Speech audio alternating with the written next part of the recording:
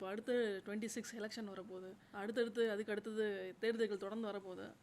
மேமோட அடுத்த கட்ட பயணம் எப்படி இருக்கும்? இல்லை, நான் மக்கள் பயணம் தான். அதுக்கு நான் பயணித்து கொண்டே இருப்பேன்.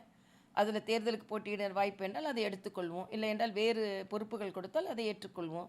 ஆனால் குறிக்கோள் தமிழகத்தில் தாமரையை மலர வைப்பது. அதற்காகத்தான் நான் வந்திருக்கிறேன். நான் அப்படியே இன்னொரு மாநிலத்தில் தெலுங்கானாவுக்கு சேவை செய்துட்டு புதுச்சேரியில் சேவை செய்து நான் மகிழ்ச்சியாக இருந்திருக்கலாம், சுகமாக இருந்திருக்கலாம். ஆனால் என் மாநிலத்தில் எனக்கு உள்ள கடமை இருக்கிறது.